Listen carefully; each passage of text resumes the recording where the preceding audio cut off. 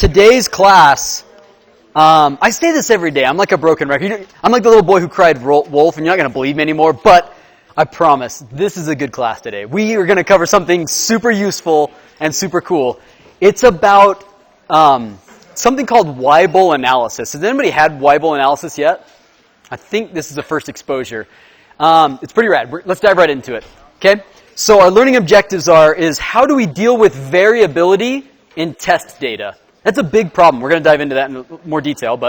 And then how can we use Weibull probabilistic failure statistics to determine what stress will cause an arbitrary failure or success rate when subjected to a given stress condition. That's a mouthful. We'll unpack it. And then a quick announcement. I doubt anybody started problem 4 because it has to do with Weibull analysis, which we're covering today. But in case anybody has, realize there were 2 typos when I made it. At one point, I said the problem that capital N should be 25, but that's the number of samples. And if you looked at it, there's 35 samples. So capital N is 35, not 25. And then another problem, I accidentally said that the Part D design stress should be 153, but it should actually be 53. So I've since changed it and I've re-uploaded the homework. But if you don't want to print a new copy, then just take note that N is equal to 35, and on 4 Part D, the stress should be 53, not 153. Okay, let's dive right into the whole point of today. And the whole point of today is that as engineers, when we test things, it never, ever, ever turns out to be the same result every single time. There's always some variability. There's always variability in your data, no matter what we're doing. In fact, I was looking up before this class interesting what are called histograms associated with failure. Failure times, failure stress, right? So histogram, failure stress, right? So when people test a bunch of different samples, so this is, I don't know what this is from something, right? But you have some frequency of failure, or you could say this is the fraction of failure, that happens at a very low stress. You have the average stress where, on average your sample fails. And then you've got some outliers that might take, a very, very high stress before they fail. But this is a characteristic that we all deal with as engineers. Whatever your property is, time until failure, voltage until electric breakdown, stress until it fractures, whatever it is, there's always going to be some sort of distribution. It's almost never the case that it's all at one single value, right? And if it is, that's great for you, but that's just not typical. Sometimes the distribution looks kind of like a bell curve. This looks a little bit like a bell curve. That means that we can fit it to what's called a Gaussian integral or a Gaussian function. In those cases, we can apply Weibull statistics. If you have a really asymmetric histogram, like let's go up to, not my email. Let's go to asymmetric. That is so misspelled, but I think Google can get us through it. Right? So here, let's say like this one. This is not a nice bell curve. It's skewed. It's asymmetric. So technically, if you're going to try and model this data, you wouldn't use Weibull statistics because Weibull statistics is based off of an assumption that your data is symmetric and sort of bell-shaped. There's different functions you could use to this, but in this class, we're going to work off of the sort of bell-shaped distribution, right? And when you test things, like I said, it's always going to have some variability. Some of that might be due to the material itself. Some of that might be due to the test conditions. Maybe the operator has bias. They load the sample in the machine a slightly different way. Maybe it's not perfectly parallel, and so then it's got like a slight additional stress due to the non-symmetric loading, or whatever it is, right? The problem is, what do we do with this scatter as data, right? What do we do with it? So currently, what do we do? If I asked you guys, if you were all hired today by some company, Kennecott Copper, right? And you're testing something and you got a whole bunch of data, what are you going to do? Maybe turn to your neighbor. What would you do with that data?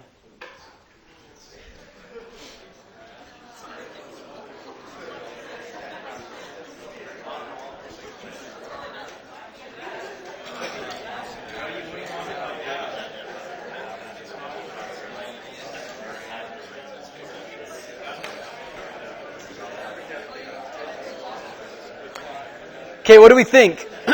Let me ask, I think it's Bryce here. Is it Bryce? Bryce. What would you do? You're working for Kennecott, you're measuring conductivity of the copper that they're producing. Got a bunch of values, what do? Plot it. And type of plots, obviously you could do like a histogram like we just did, right? So you could bucket it. You could say, well, X fraction of my data lies between these values, X fraction here and here and here. What else would you do? What's that? Anybody got ideas? Sam, what do you do? Average. An average is a great place to start. We use averages all the time. There's an average height of people in this room, right? That would be a useful metric. It's not the most useful metric, but it's useful. An average is a great place to start. Average height of 5-year-olds is different than average height of college kids. It's a useful metric. It doesn't cover the whole span of information, but it's useful. What else can we do? Average is great. Josh? Standard deviation. That's a great one. What in the world is a standard deviation?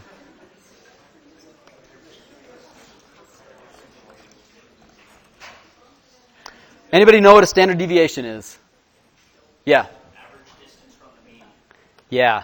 So you start from the mean. This is a perfect Gaussian curve. Your data isn't going to be perfect, but maybe it's a close match to it. More or less looks like this. One standard deviation is defined as the value plus or minus from your average that captures 68.2% of your data. Right? It's not exactly 68.2. It has something to do with an exponent and I don't remember what, right? But it's a mathematical definition.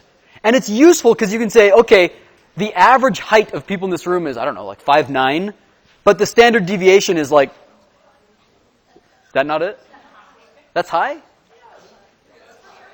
5'8". 5'8"? 5'7". And then what would the distribution be? You'd say 68% of the people in this room would be captured between 5'7" plus or minus how many inches, right? We could do this ourselves, but we're going to not because time, right? That's one standard deviation. But you could also say within 2 standard deviations, and now that's going to capture almost all of your data. That's the 68.2 plus 13.6 times 2. You're capturing more and more of your data. So this is a much more useful way to talk about variability. You give an average, but you say, by the way, plus or minus this range. So for example, when I give you standard deviation on test scores, I say the average was, in this last one, 67, and the standard deviation was a 9. That means that almost the entire class, 68% of you guys, was between 60 and 75 on this last exam, right? That's what that's telling you, which is not as bad as it sounds. That's okay, right? Pre-curve, right? So that's one thing we can do, and there's other things we could do, right? By the end of class today, I hope that we answer this fundamental question. Is it better to say, what is the yield strength of this alloy? Or is it better to say, what's the probability of yielding for this alloy under these conditions, right? Which one's better? It's pretty undeniable that the second one is a way better thing to be able to answer. The yield strength is probably going to be an average, maybe with a standard deviation. But the other one, if we can talk probability, now we can apply statistics to this. And we can say, it's not just that you think it's going to survive, or most samples survive. You can say 1 out of 100 will fail. That's a way more useful metric than most of them should survive, right? That's much better. It's quantitative. So this is what's called probabilistic design. Probabilistic, you're using statistics and probability, right? So again, here's our average value. If you ever wanted to calculate it, that's how you do so. It's essentially each individual value divided by the total number of them. This is basic stuff. Standard deviation is a little bit different. You're going to sum up each individual data point. That's xi. So every individual data point. You're going to subtract from that the average value. That's x with the hat on top, x bar, right? You're going to square that. That's called the variance. You're going to divide this by the total number of samples minus 1. Take the square root of that whole thing. I have no idea the history of that. We just use it, right? That's standard deviation. And there's different ways to calculate it that change it slightly. But it's all basically giving you the same data of how much of your data falls within 1 standard deviation versus falling within 2 standard deviations and so forth. Many of you will get jobs where your employer will require you to take a 6 Sigma course, right? Anybody heard of 6 Sigma before? Anybody use it? Do you do it at your work? No, I haven't heard of it. Oh, you've been certified for it? Oh, so can you give us what's the main idea there? The main idea is basically to improve the way things are working in the workplace so that you get what's called Six Sigma efficiency, where you have something like 3 parts per million. Yeah, bingo. Each time that you do a standard deviation, the variable they often use is sigma. So 1 sigma would mean that 68.2% of our samples meet the criteria. That's not a great yield. If you go to 2 sigma, now you're at, I don't know what these things are. You're at 97% of them fall within that.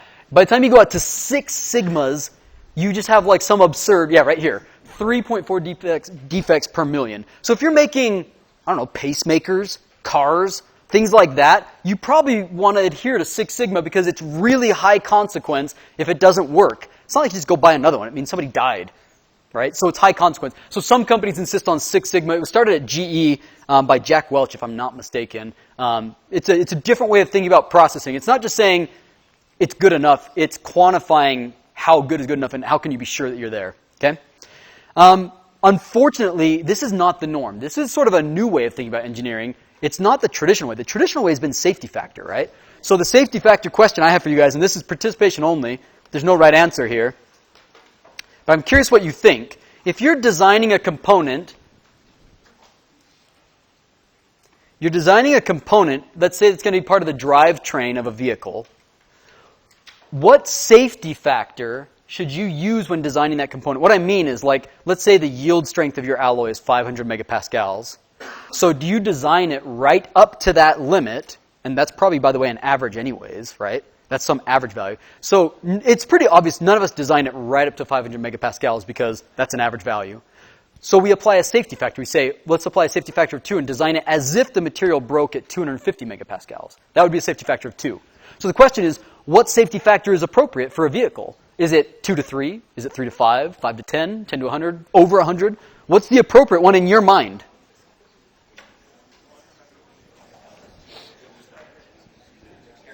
Did you guys... You guys did talk about safety factors. Did you talk about probabilistic design? Did they move to probabilistic design, or was it just conceptual, like safety factors? Okay. Okay, I'm going to close the poll, get your answers in. No right answer here, just put something in.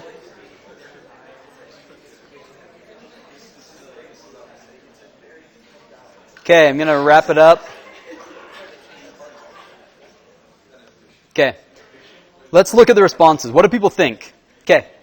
And this is sort of what are common values. A safety factor between, it's got to be at least 2 typically, up to 10 are like very common answers.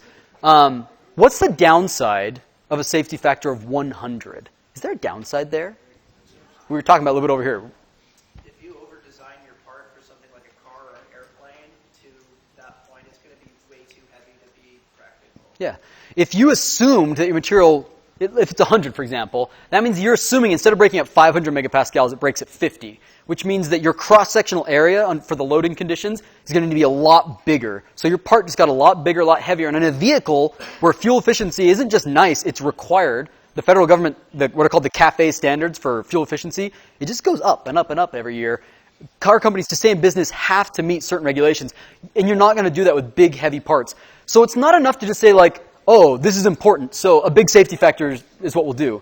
That's the wrong way to think about engineering. A modern way to think about design is probabilistic, right? Probabilistic relies on statistics. Statistic relies on lots of data, right? So let's dive into that, right? By the way, this can be thought of 2 ways. One is like over-engineering. You assume that your design stress is just a multiplier higher than the stress you actually think it will incur, right? The other way is to assume a worse performance. So instead of getting the full 500 megapascals, we assume we only get 50. But it's both the same thing. It's just different ways of picturing the problem, okay? So Weibull modulus, or Weibull analysis, is one way of several that we can do probabilistic materials design, okay? You gather a bunch of data on your samples. How much is a bunch? It depends, right? The accuracy of your modeling gets better and better the more data you add. Just like my machine learning spiel that you guys were nice enough to listen to last class. The more data, the better the models. Here, the more data you have, the better you understand your curve of your histogram, right? If you could collect 1 million samples, you might have the best sort of histogram. You'll know exactly what your data looks like, but it'll come at the expense of testing 1 million samples, right? If you only test 10 samples, it's very fast and easy, but you may not have a really good idea of your histogram. So there's a balance to be met. It's all about this balance here, okay?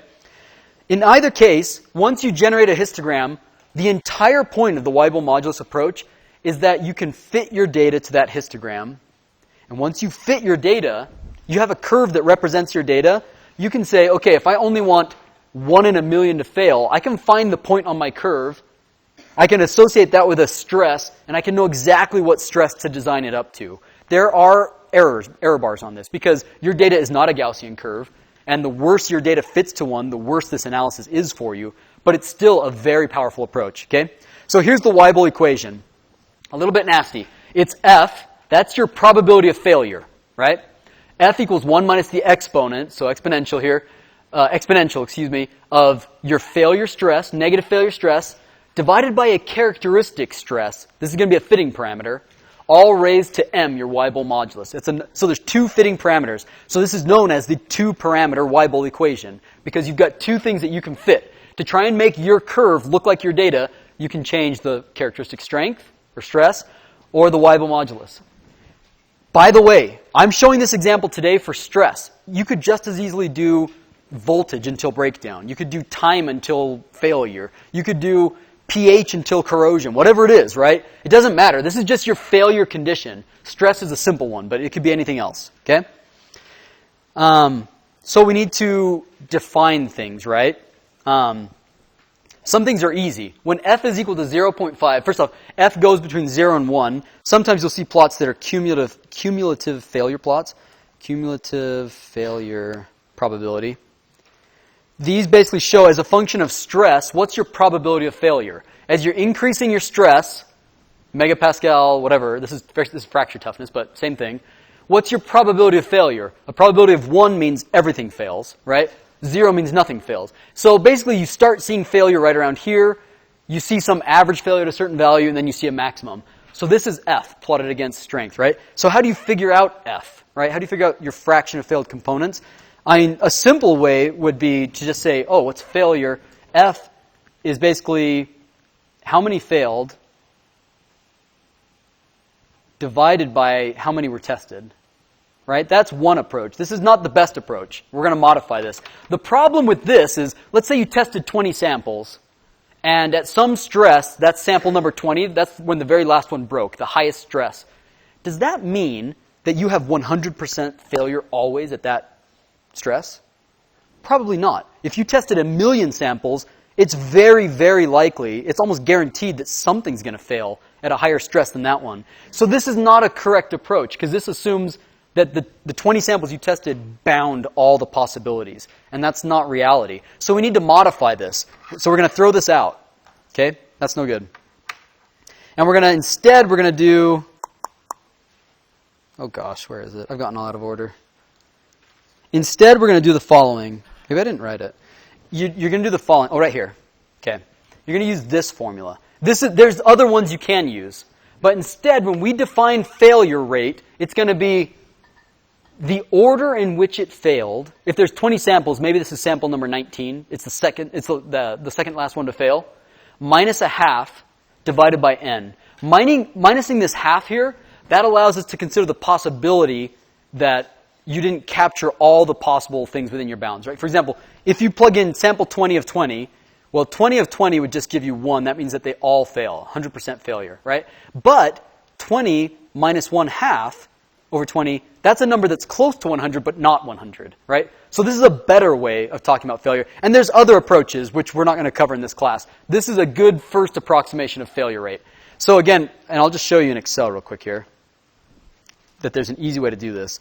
If you're plotting failure, right? So let's just say like, here's your sample, and we're just going to punch in random numbers for failure, right? Let's say that this is a random between 0 and, say, 500 megapascals. Nothing's going to break at 0, so let's make that 100, right? This is where we're going to see failure.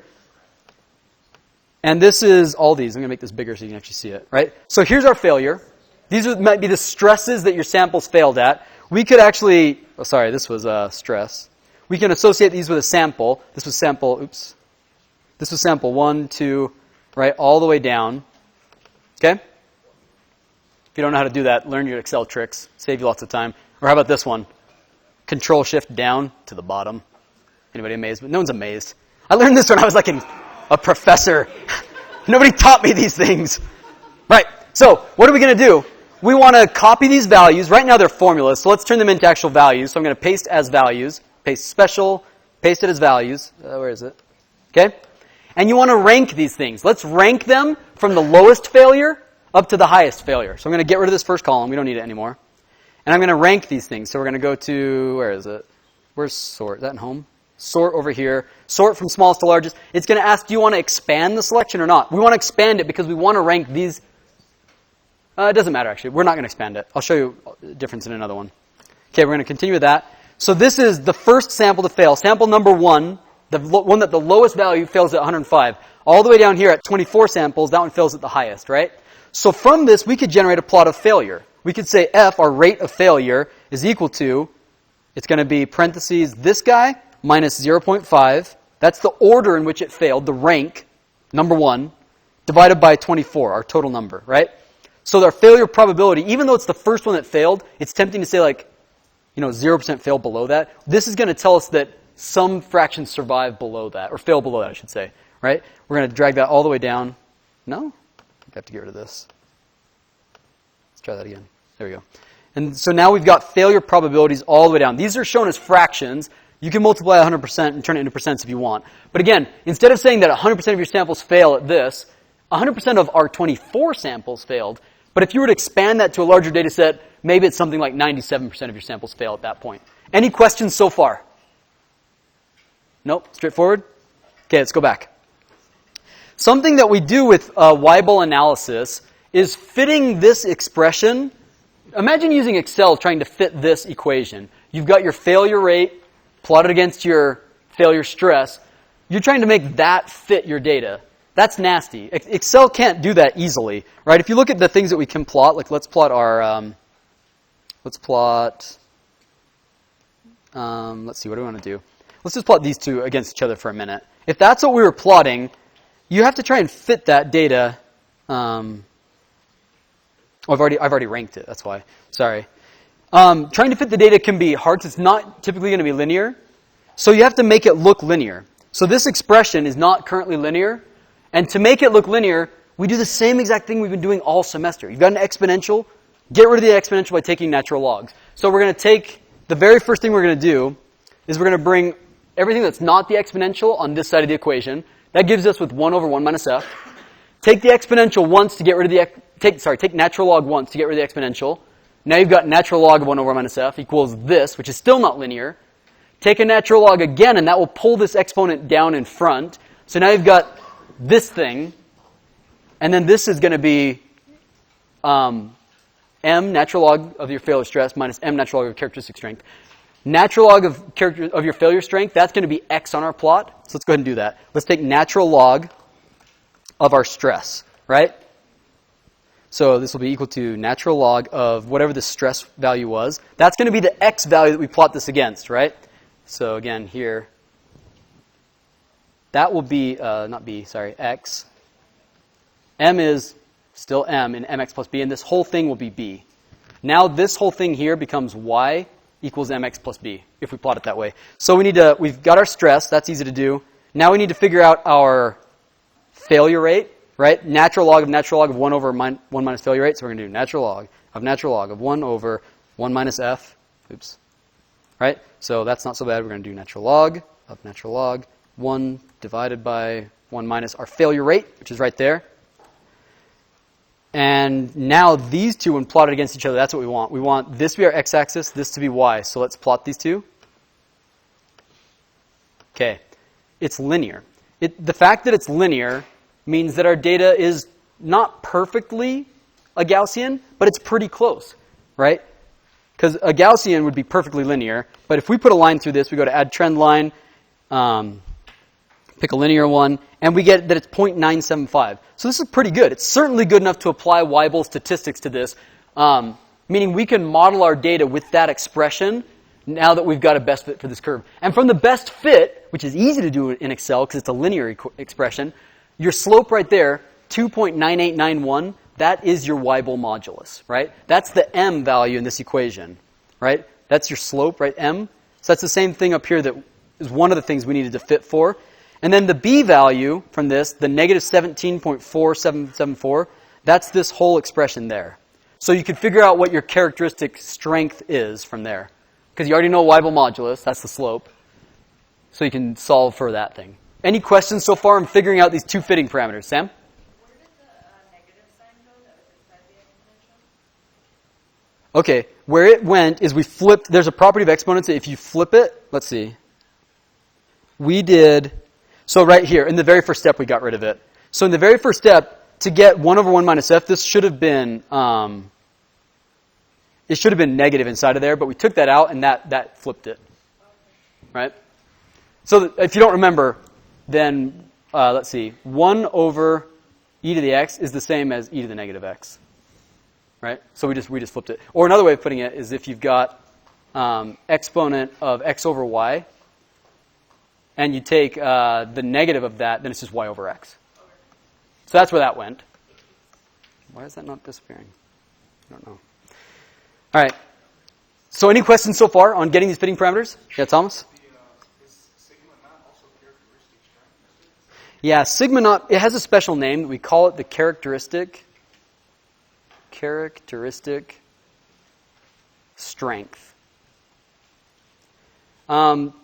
It's just a fitting parameter, though, right?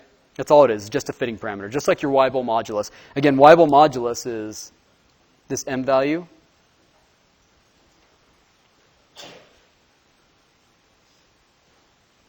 Yeah, Josh, question in the back, did I see? That was actually my question, what is in the Weibull modulus? Sorry, I'm getting ahead of myself. I'm so excited about this cool approach, right? So you got your Weibull modulus, you got your characteristic strength. Any questions on how we did that?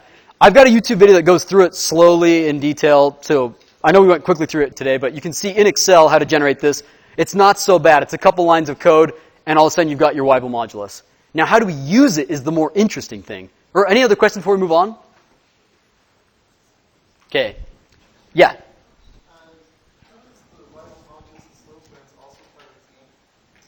Good question. The way that we chose to plot this, we intentionally chose, when we plotted our x versus y, we chose natural log of our failure stress to be x, right, that we plotted against. Therefore, when we fit it, this has to be the slope. But it doesn't matter that it's also part of that. Yeah, that's totally okay. It's just that it's easy to see the Weibull modulus because when we do the linear fit, this is the slope in the mx plus b, but it's also in the other term.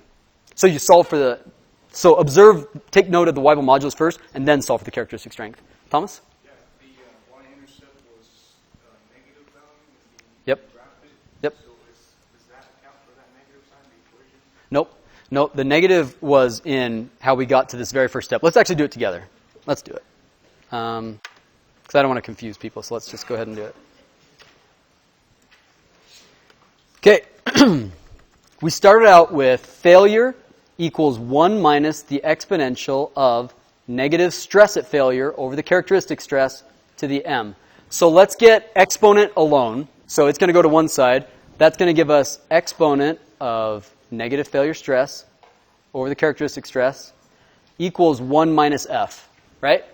Take 1 over both sides, and that gives us 1 over 1 minus f exponential to now a positive sigma f over sigma naught to the m.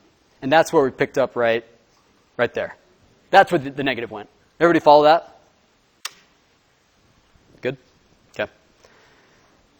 So what do we do with all this? Right, up until now, this is all like fine and dandy. You can follow the math, and it's like, all right, whatever. But why is this useful? This is incredibly useful. For one thing, this slope, the Weibull modulus, is directly proportional to the tightness of your data. What's tightness? That's the tightness of your distribution. So if you have a narrow versus a wide distribution,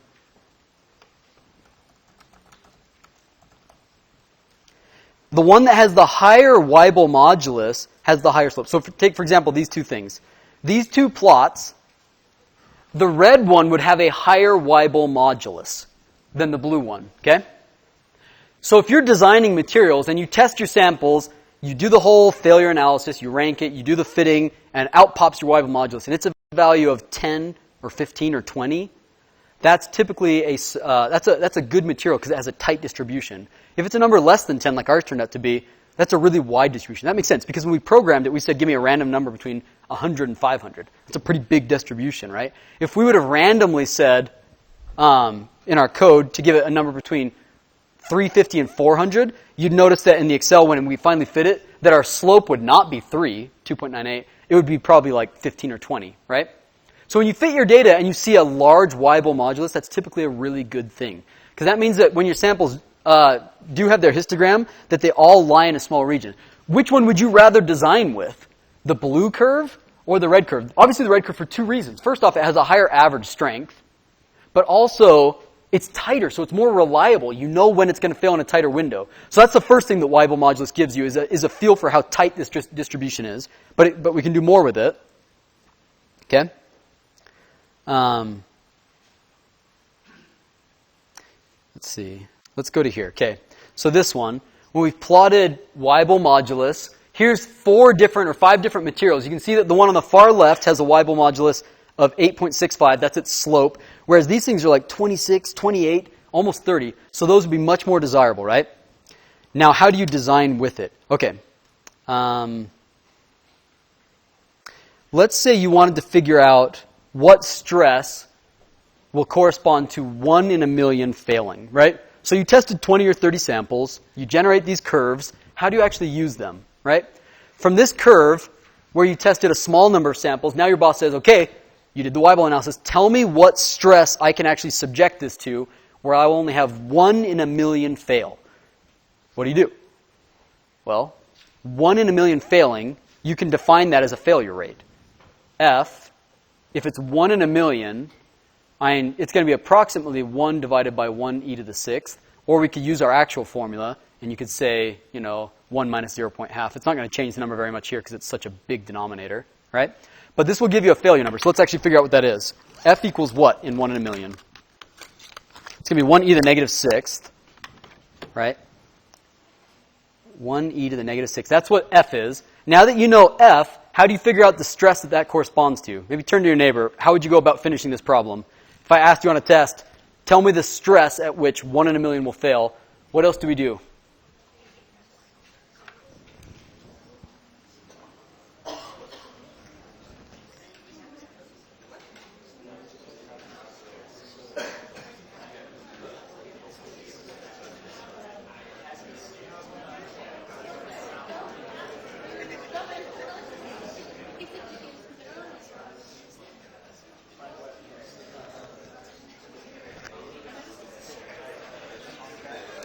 Okay, what do?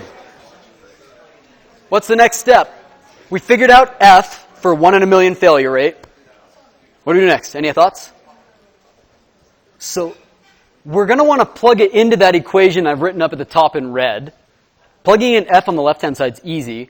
And the stuff on the right, we got that from the best fit. We know what those values are from the best fit of this, right? So let's take the numbers from our example, which are not great, but let's use them. Our Weibull modulus was 2.9891. This is 2.9891x. And then that's minus, what was it? 17.477. So for our distribution that we generated in our Excel spreadsheet, we can figure out what stress will give us 1 in a million failure. So we first need to plug in natural log of 1 over 1 minus f. So let's do that. Natural log of natural log 1 divided by 1 minus 1 e to the negative 6. I get that that's equal to negative 13.81, right? So the y value equals negative 13.81, right? Or in other words, on our plot, on the y-axis, it's way, way, way far down. We can't even see it. What this really means is that this data is so far extrapolating from the 24 samples that we tested that it's not even shown on this plot. Right? But that is an equation of a line, so technically it will continue down until that value. Okay? So the next step is, now that we know what y is, now we solve for x, right? We've got the right-hand side of this equation, y equals that. We can solve for x. It's straightforward. Let's grab that, throw it in our solver, and say equals 2.9891 times x minus 17.477. Okay? Now we've got the x is equal to, unless I've made a mistake somewhere, I get 1.224. So x equals 1.224. That does not mean that we can only load it up to 1.224 megapascals. X, you remember, is equal to what? X is right here. It's this parameter. That whole thing is x. So to go from x to an actual failure strength, like this equals natural log of our failure stress. So you have to take exponent to both sides. Take exponential both sides. So e to the 1.22495 gives me 3.4 megapascals, right? Therefore, my failure stress, if I really want to get 1 in a million to no more than 1 in a million to fail, I can't go above 3.4 megapascals. So this is sort of a strange example because we chose our data range to be so broad. If it's a tighter range, then you get a more reasonable number here. But this is the right approach. Are there questions on using this approach? Everybody clear? What if we did it the other way? What if I said, okay, in the real world, you tested your 25 samples, you got your Weibull curve, you did the best fit, you've got your fitting parameters. Now your boss says, okay, our finite element analysis has done an analysis of this component, and we think it's going to actually experience 50 megapascals of force. How many are going to fail? If that's the condition, 50 megapascals of force, how many fail? So if our failure stress is 50 megapascals, what is our failure rate? And you're just going to work the other way, right? For x is still natural log of this failure stress, right? Once you have x, you solve for y. Once you have y, you know that y is equal to this whole thing, and you can solve for f. So let's do it real quick. So turn to a neighbor and work this one out. You started out with 50 megapascals. This is our expression. What's your failure rate at 50 megapascals?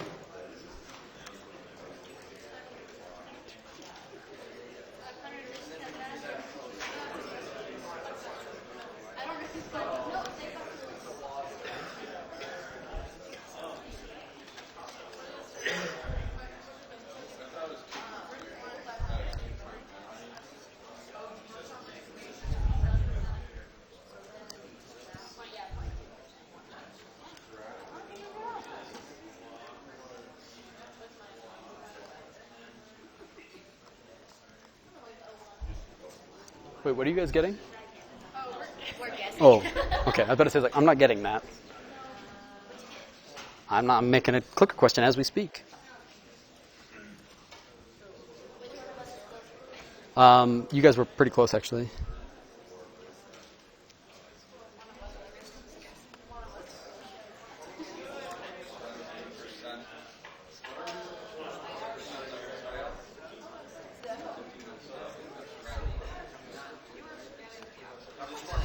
What's up? I'll show you. I'm going to recast it.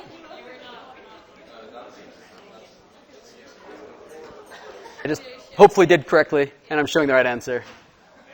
Yeah, that was awesome that I did that. How did I do that?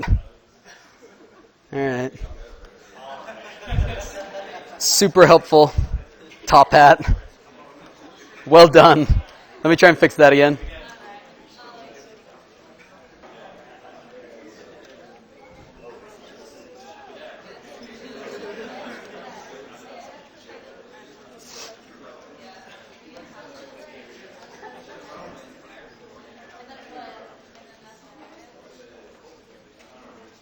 Okay, I'm guessing we'll have many, right?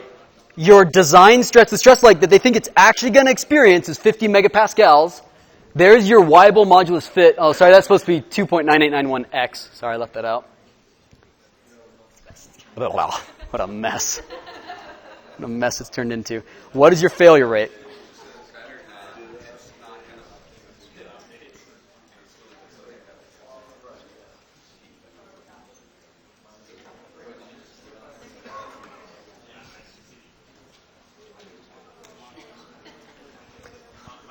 So solve for f. Give me the answer as a fraction. Don't turn it into a percent. Just give me a fraction. And get your answers in. I'm going to make this participation only because we've got a little more to cover. So get an answer in. An answer, any answer right now. We'll work through it in a minute.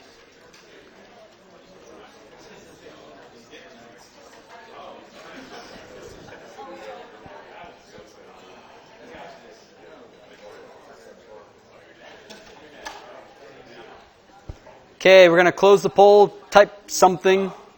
Type a number. Okay, we're closing it.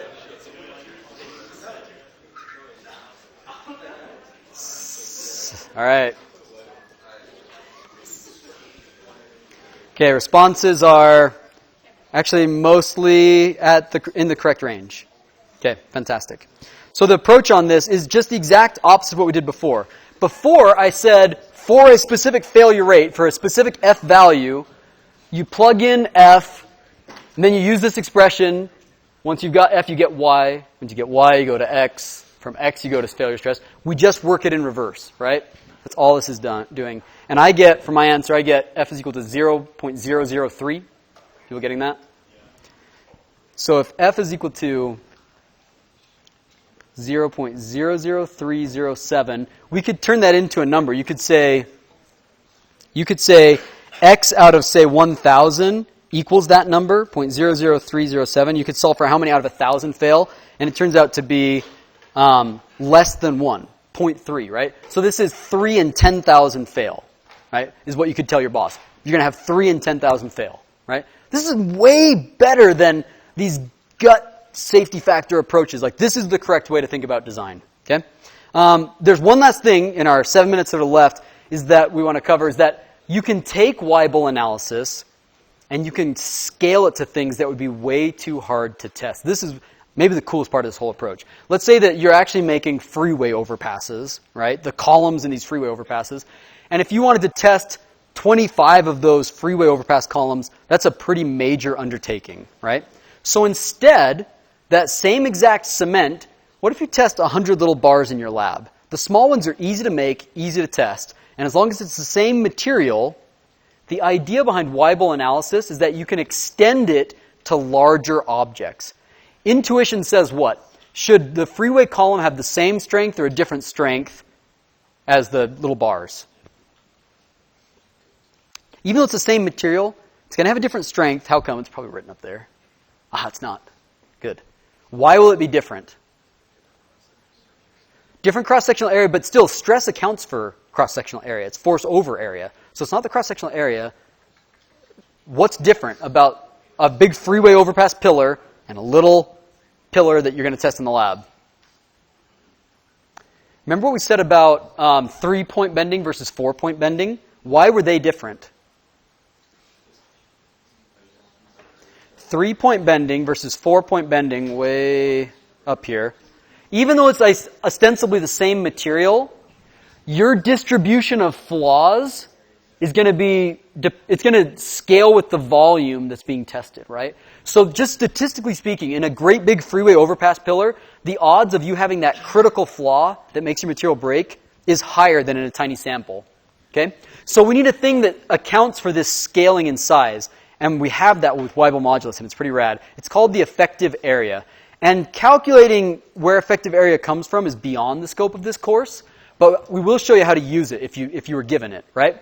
So the stress of a component, you could say like stress of the freeway overpass, right, is going to be equal to the stress of your sample. This is at a given failure rate. Let's say that it's like at 99% survival rate or failure rate. These are both at the same rate. That's the first thing to note. These are both, even though they're different stresses, they're associated. Actually, it's just written right there. These are associated with the same failure probability. They're just going to be different values because they're different sizes, right? And the way that you scale it is with the effective area of the bar versus the component. You divide those and raise it to 1 over the Weibull modulus. Okay? So if the effective area that's under loading is 10 times as high, and your Weibull modulus is 5, then you would say, okay, I can figure out the ratio. The ratio of my component to my bars that I tested for some failure rate is going to be equal to 10 to the 1 over 5. That's the ratio of strengths I can use. This is enormously powerful. Testing 20 big freeway pillars would be an impossible task maybe, but you can test a whole bunch of these samples, and as long as you've calculated your effective area ratio correctly, you can scale experiments that are doable in the lab to even very large scale components, right? Are there any questions on this? There will be. There's a hard homework question on it. There's two examples. There's two examples that I've made on YouTube. One is just how to generate the Weibull modulus and get the best fit. And the other one does some examples of actually calculating failure rates. So this is, I think, just how to make the curves and get the best fit. This one down here is actually how to get failure rates or from a given stress, or sorry, failure rates associated with given failure stresses. Josh, question? It's based on the ratio of the area and volume. Good question that I don't have the answer to. My hunch is that we're assuming certain conditions of failure. We're probably assuming mode 1 fracture, meaning a crack is probably starting from the outside and propagating inward in the material. So it's really the area that's being loaded is my first guess on that question, but I don't know. It's beyond the scope of this, so you don't need to worry about it. In the homework, I give you an expression that allows you to calculate the effective area in the bar. Actually, I give you a figure, and you can read it off for the component, and I give you an expression that lets you calculate it for the bar. Any questions? Okay, good luck. Enjoy the weekend.